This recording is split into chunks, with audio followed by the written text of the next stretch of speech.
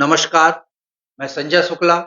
आज हमारे साथ खास मेहमान के रूप में जिले के राजनीतिक समीक्षक एवं बैतुलवाणी ग्रुप के हेड श्री नवनीत गर्ग जी मौजूद हैं। इनसे हम जिले की राजनीति के बारे में विस्तार से चर्चा करेंगे। इसमें भी विशेष रूप से हम भैंसदेई विधानसभा में 1957 से लेकर वर्तमान राजनीति तक क्या-क्या परिदृश्य बदले और आने वाले समय में क्या-क्या परिदृश्य बदल सकते हैं, इसके विषय में विस्तार से चर्चा करेंगे। श्री गर्ग द्वारा बैतूल लोकसभा, बैतूल विधानसभा एवं आमला विधानसभा के बारे में राजनीतिक समीक्षा की गई थी, जो कि दर्शकों को बेहद पसंद आ रही है। सारे एपिसोड बैतुलवाणी के यूट्यूब चैनल पर उपलब्ध हैं, जिस पर आप सुन भी सकते हैं और देख भी सकते हैं। बैतुलवाणी के रूबरू कार्यक्रम में आपका बहुत-बहुत स्वागत है। धन्यवाद। जैसा कि हमने कहा कि आज हम आपसे भैंसदेई विधानसभा के बारे में 1957 से लेके वर्तमान स्थिति तक की चर्चा करेंगे। तो हमें उम्मीद है कि आप पूरी तैयारी करके आए होंगे आज। जानकारी तो पूरी रहती है, याददाश्त भी वैसी है। आप पूछिए, हम बताएंगे। ये पूरा जो आपको याद रहता है, तो इसके लिए क्या आप बार-बार दोहराते हैं या मेहनत करते हैं, मतलब पढ़ते हैं, क्या करते हैं इसको लेके? शुरू से मतलब इंटरेस्ट रहा है राजनीतिक चर्चाओं में। मैं लिखता हूँ, पढ़ता हूँ और कई चैनल्स में भी पढ़ता हूँ, इंटरव्यूज देखता हूँ और बहुत सारी किताबें पढ़ी हैं। और मुझे इसलिए आंकड़े, पूरे जिले की राजनीति के आंकड़ों की मुझे रटा हुआ कह सकते हैं, मुझे याद है। और लोकसभा हो चाहे विधानसभा हो, 1952 से लेके आज तक के हर विधानसभा का, खासकर लोकसभा का भी। मेरे ख्याल से बैतूल जिले में जहां तक राजनीति की बात है, तो नाम सन के साथ में कौन जीता कौन हारा, आप इकलौते ही ऐसे व्यक्तित्व हैं जिसको ये पूरी चीजें मालूम है। हो सकता है, हैं? हो सकता है। और मैंने बहुत सारे आर्टिकल भी लिखे हैं अपने अखबार में। उसमें मैंने पूरे जिले की समीक्षा के 50 आर्टिकल लिखे हैं, जिसमें वकील कौन लड़ा, डॉक्टर कौन लड़े, इंजीनियर कौन लड़े, किसान कौन लड़े, ये सबका अलग अलग भी समीक्षा की है। कौन हारे कौन जीते। भैंसदेई विधानसभा में अब तक 16 चुनाव हो चुके हैं और इन 16 चुनाव में एक ही परिवार के व्यक्ति मैदान में रहे हैं। इनके बारे में बताइए ना। भैंसदेई आदिवासी वर्ग के लिए आरक्षित है और जिस दिन से आजादी के बाद से यह सीट बनी है, ये इसी वर्ग के लिए आरक्षित रही है और है, आज भी है। और एक खास बात और है कि यह सीट जो है वो शुरू से गैर कांग्रेसी मतदाताओं को की तरफ आकर्षित ज्यादा होती है। इसलिए इस सीट से जनसंघ, उसके बाद उसकी जनता पार्टी और अब भाजपा, भारतीय जनता पार्टी, इसके उम्मीदवार अधिकांश बार जीते हैं। कांग्रेस को जीत का अवसर कम मिला है। हाँ, एक जो आपने पूछा, इन 17 चुनाव में 16 चुनाव में 17 बार एक ही परिवार के लोगों को टिकट मिली है। उसमें कांग्रेस के भी रहे और भाजपा के भी रहे, जनसंघ के भी रहे, और वो है चौहान परिवार। आज भी चौहान परिवार का वैसा ही बोलबाला है जो 1957 के बाद से था। चौहान परिवार का जैसे आपने बताया, अपन उसका जिक्र करें, हाँ। तो 1957 से लेके आज तक के चौहान परिवार के ऐसे कितने सदस्य हैं जो कि विधायक बने हैं, इनके बारे में कुछ बताइए। 1957 से लेके 2023 तक जितने भी चुनाव हुए हैं, उसमें चौहान परिवार का मैं आपको बताता हूं। पहला चुनाव जरूर 1957 को तो था, वो सोमजस शुक्ला जीते थे कांग्रेस के। उसके बाद 62 और 67 में जनसंघ के दद्दू सिंह चुनाव जीते और उसके बाद उनका देहांत हो गया। 68 में चुनाव हुआ तो काल्या सिंह चौहान, उन्हीं के परिवार से जुड़े, वे उपचुनाव जीते। फिर 72 में काल्या सिंह जी कांग्रेस की टिकट पे जीते और उसके बाद 80 में केशर सिंह आए, दद्दू सिंह जी के पुत्र, वो जनता पार्टी, वो भाजपा के पहले विधायक रहे। उसके बाद वो 90 में भी जीते और इसी दौर में 1985 में सतीश चौहान कांग्रेस से जीते। उसके बाद 1998, 2003, 2013 और वर्तमान में 2023, ये चारों चुनाव दद्दू सिंह के पोते और केशर सिंह के पुत्र महेंद्र सिंह चौहान जीते और वे जरूर 2008 और 2018 में हारे। इस तरीके से चौहान परिवार के सदस्य चुनाव जीतते गए वर्तमान में भी चौहान परिवार के महेंद्र सिंह चौहान भाजपा के विधायक हैं। भाजपा की टिकट पर लगातार 6 बार चुनाव लड़ने का रिकॉर्ड किसके नाम पर दर्ज? बैतूल जिले में भाजपा कह लें, जनसंघ कह लें, जितने भी गैर कांग्रेसी है, अगर उसमें सबसे अधिक बार लड़ने का रिकॉर्ड अगर किसी के नाम से है, तो उसका भी भैंसदेव विधानसभा से ही जुड़ाव है। भैंसदेव विधानसभा से महेंद्र सिंह चौहान 6 बार चुनाव लड़ते हैं भाजपा की टिकट पे, एक ही दल की, और उसमें से 4 बार जीतते हैं। मैंने आपको बताया था अभी 1998 में उनको पहली बार अवसर मिलता है और 1998 और 2003 में वे चुनाव जीत जाते हैं। 2008 में वे हारते हैं, तो फिर 2013 में जीतते हैं और फिर 2018 में हारते हैं, तो 2023 में फिर जीतते हैं। महेंद्र सिंह चौहान को इस बार भी टिकट सबसे पहले मिली मध्य प्रदेश की, जो भाजपा की 33 या 36 सीटों की जो घोषणा हुई थी पहली लिस्ट में, और वो लो प्रोफाइल में रह के राजनीति करते हैं, कभी किसी विवाद में नहीं पड़े हैं, और उनकी खासियत यह है कि वे टिकट मांगने इस बार भी नहीं गए थे, उनको टिकट चलकर आई, जबकि उनका बड़ा विरोध बताया जा रहा था पार्टी में और क्षेत्र में। उसके बावजूद उनको टिकट भी मिली और वो सम्मानजनक मतों के अंतर से चुनाव जीते। चौहान परिवार और भैंसदेव की सीट को ये कई बार ये बात भी मन में आती है मतदाताओं के भी और लोगों को भी, क्या पार्टियों को सिर्फ चौहान परिवार एक और उसमें भी महेंद्र सिंह ही क्यों दिखते हैं?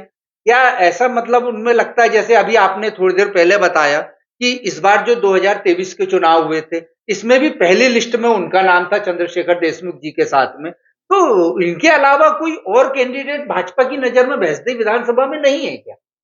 भैंसदेव विधानसभा दो समाज में बटी हुई है, आदिवासियों के भी, कोरकू और गोंड। इसमें महेंद्र सिंह चौहान के या चौहान परिवार के मतदाताओं की संख्या ज्यादा है, इसलिए 2 बार कांग्रेस ने भी प्रयोग किया और सफल रहा उनका, और उसके बाद भाजपा तो शुरू से टिकट दे ही रही है चौहान परिवार को, और भाजपा ने जब जब चौहान परिवार को टिकट दी है, तो 2-3 अपवाद छोड़ दें तो ये चौहान परिवार चुनाव में सफल रहा है। ये जरूर ये बड़ा कारण है वहां पर चुनाव चौहान परिवार को महत्व देने का। मतलब अपन ये मान सकते हैं कि राजनीतिक दलों के लिए और विशेषकर भाजपा के लिए चौहान परिवार एक जिताऊ कैंडिडेट है, मान सकते हैं, ये मान मान सकते हैं। सकते हैं। कांग्रेस की अगर अपन बात करें तो इस सीट से कांग्रेस ने किस किस को रिपीट किया और उनकी क्या स्थिति रही, इसके बारे में कुछ बता। कांग्रेस से सर्वाधिक बार रिपीट हुए हैं स्वर्गीय काल्या सिंह जी चौहान। वो 68 में तो जनसंघ से उपचुनाव में जीते, उसके बाद 72, 77 और 80 में 3 बार उनको कांग्रेस ने टिकट दी, लेकिन वे सिर्फ 72 में जीते, 77, 80 हारे। उसके बाद एक नाम आता है धर्मू सिंह जी का, जिन्हें जिन्हें 4 बार से कांग्रेस ने टिकट दी है, 2008, 2013, 2018 और 2023। वे सज्जन पुरुष माने जाते हैं और वे भी लो प्रोफाइल में रह के राजनीति करते हैं। उन्हें 2008 और 2018 में जीतने का अवसर मिला और 2013 और 2023 में वे हारे हैं। इस बार भी वे महेंद्र सिंह चौहान से हारे हैं। अब एक और उम्मीदवार थे गंजन सिंह चौहान, इचोली क्षेत्र के थे, मालीपुरा के रहने वाले थे। वे 1990 में लड़े और हार गए। कांग्रेस ने उन्हें फिर दाव चलाया उनका और 1993 में टिकट दी, वे जीत गए। 1998 में फिर लड़ाए पर वो हार गए। इस तरीके से कांग्रेस ने इन उम्मीदवारों को रिपीट किया है। एक ही परिवार की 3 पीढ़ी को एक ही पार्टी ने टिकट भी दी है और चुनाव भी जीते हैं, तो ये रिकॉर्ड किसके नाम पर है? संभवतः मैं सोचता हूं कि मध्य प्रदेश में बहुत कम ऐसे जिले होंगे जहां 3 पीढ़ी लगातार एक ही विधानसभा सीट से और एक ही पार्टी से लड़ती रही, एक ही पार्टी ने उन पर भरोसा किया और वो जीतते भी गए। और ये श्रेय फिर बैतूल जिले की भैंसदेव विधानसभा को जाता है, जहां स्वर्गीय दद्दू सिंह चौहान पहली बार 1962 में लड़ते हैं और चुनाव जीत जाते हैं, 67 में लड़ते हैं और जीत जाते हैं। उसके बाद उनका निधन होता है और उसके बाद उनके पुत्र केशर सिंह राजनीति में आते हैं। केशर सिंह पहली बार 1980 में भारतीय जनता पार्टी से लड़ते हैं, जीत जाते हैं और 85 में हार जाते हैं। फिर वो 90 में चुनाव जीतते हैं। उसके बाद केशर सिंह चुनावी राजनीति से हट जाते हैं और 98 में उनके पुत्र, मतलब दद्दू सिंह जी के पोते और केशर सिंह जी के पुत्र महेंद्र सिंह चौहान राजनीति में आते हैं और मैंने बताया आपको कि वो 6 चुनाव से महेंद्र सिंह चुनाव लड़ रहे हैं इस तरीके, और 4 बार जीत चुके हैं। इस तरीके से ये दद्दू सिंह, केशर सिंह और महेंद्र सिंह तीन पीढ़ी लगातार बैतूल जिले में अपना रिकॉर्ड बनाए रखे हैं, और आज भी रिकॉर्ड बना हुआ है, क्योंकि आज भी महेंद्र सिंह चौहान भैंसदेई से विधायक है। जैसे आपने बताया केसर सिंह, दद्दू सिंह, केसर सिंह, महेंद्र सिंह, ये 3 पीढ़ी हो गई, इन्हीं को टिकट मिलते आ रहा है। इसमें अगर अपन ये बात करें कि 3 पीढ़ी में पार्टी ने टिकट तो दी है, लेकिन रिकॉर्ड जीत का किसके नाम है? तो मेरे ख्याल से महेंद्र सिंह, जैसा आपने बताया कि 6 बार उनको टिकट मिली, शायद 4 बार वो जीत चुके हैं अभी तक के। एक 3 पीढ़ी का मुझे और याद आ रहा है जी बताएं। पर वो भैंसदेई से नहीं है। हाँ, वो बैतूल विधानसभा में हुआ था ऐसा। 1967 में स्वर्गीय हरकचंद जी डागा कांग्रेस से लड़े थे, लेकिन वे हार गए थे। उसके बाद उनके पुत्र को वर्षों बाद 1998 में कांग्रेस ने टिकट दी और वे चुनाव में सफल हुए। उसके बाद 2018 में विनोद डागा के पुत्र नीला डागा को कांग्रेस ने टिकट दी और वे चुनाव जीते। इस तरीके से ये भी 3 पीढ़ी से राजनीति में आए, पर इनके यहाँ 2 पीढ़ी के लोग चुनाव जीते। इस प्रथम पीढ़ी में उनको सफलता नहीं प्राप्त हुई, लेकिन तीनों पीढ़ी में जीतने का रिकॉर्ड तो भैंसदेई के महेंद्र चौहान परिवार चौहान के नाम पे। अगर अपन भैंसदेई, क्योंकि अपन भैंसदेई सीट की जो बात कर रहे हैं, तो 1957 से लेकर 2023 तक के दर्शकों के लिए आप ये बताएं ना कि यहाँ से कौन कौन सफल हुआ है। 1957 का जो दौर था आजादी के बाद, उस समय सिर्फ कांग्रेस का बोलबाला था। तो कांग्रेस 1957 में कांग्रेस के सोमदत्त पहले विजयी उम्मीदवार हुए भैंसदेई विधानसभा सीट पे। उसके बाद 1962 और 67 में दद्दू सिंह चुनाव जीतते हैं जनसंघ की टिकट पे। 68 में काल्या सिंह जनसंघ उपचुनाव में जनसंघ की टिकट पे जीतते हैं। 72 में काल्या सिंह कांग्रेस से जीतते हैं। 77 में जनता पार्टी बनी हुई थी जनसंघ के बाद, तो पतिराम तांडिल ने जीते थे। 80 में भाजपा ने केशर सिंह को टिकट दी, वो जीते। 85 में कांग्रेस ने नया प्रयोग करते हुए दामजीपुरा के सतीश चौहान को टिकट दी, वे जीते। 90 में कांग्रेस भाजपा के केशर सिंह चुनाव जीते। 93 में कांग्रेस के गंजन सिंह चुनाव जीते। 98 में कांग्रेस भाजपा के महेंद्र सिंह चुनाव जीते। 2003 में 2013 में 2003 में और 2003 में भाजपा के महेंद्र सिंह जीते। 2008 में कांग्रेस के धर्मू सिंह जीते। 2013 में फिर भाजपा के महेंद्र सिंह जीते। 2018 में कांग्रेस के धर्मू सिंह फिर चुनाव जीतते हैं, और ये जो हाल में चुनाव हुआ 2023 का, इसमें फिर भाजपा के महेंद्र सिंह जीते। इस तरीके से ये सीधी चली आ रही है।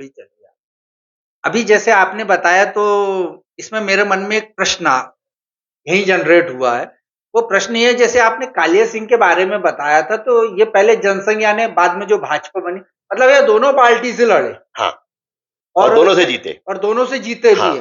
तो ऐसा कैसे मतलब हो गया कि पहले जनसंघ से भी जीत गए, फिर कांग्रेस में आए, फिर वहां से भी जीत? मतदाताओं ने क्या उनकी क्या अच्छी छवि थी या लोकप्रिय थे, क्या था उनके बारे में थोड़ा बताइए। मैं आपको जो बता रहा हूं कि एक तो चौहान परिवार, दूसरा गैर कांग्रेसी परंपरागत सीट थी ये।